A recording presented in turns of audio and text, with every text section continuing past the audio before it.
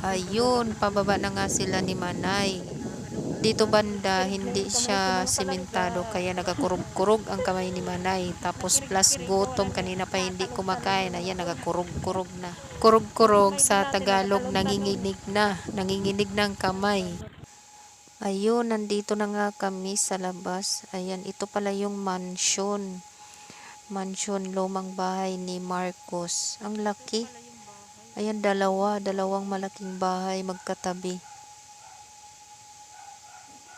Ang laki ng bahay nila, oh. Puntahan natin. Subok.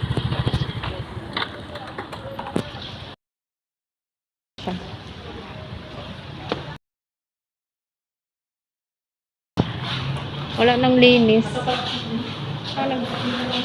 Ha? Ayan.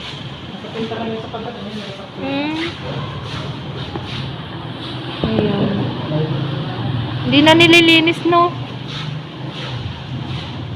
Ayan. Hindi na nila nililinis. Tingnan natin sa loob. Baka malaglag yung cellphone, no? Wag na natin ipasok yung cellphone, baka malaglag dun sa loob.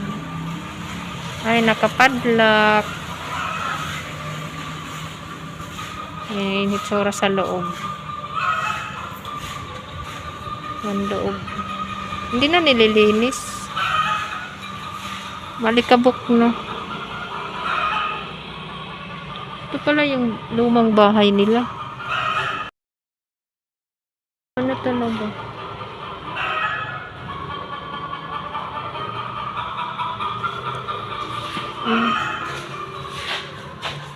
Ano ito?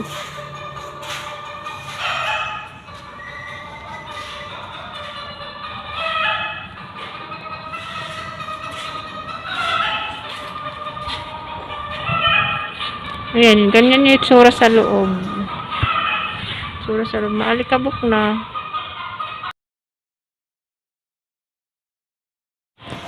Dapat pinapaanohan pa rin nila to. Dapat bawal po mag-iwan ng basura dito. Pakinig. Ayun yung taas, oh. Ang laki palang bahay na to. Sira na yung ano, mga bintana. Tapos yun naman yung isa. Ang laki pala ng bahay na to. Sayang, no, walang naglilinis.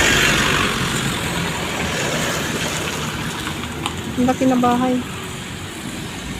Ayan, pauwi na kami Mapalangga kasi nagugutom na si Manay. Gutom na. Sinilip lang namin to. Malaki na bahay. Ayan, doon muna kami dito. Nakakagutom na. Gutom na si Manay.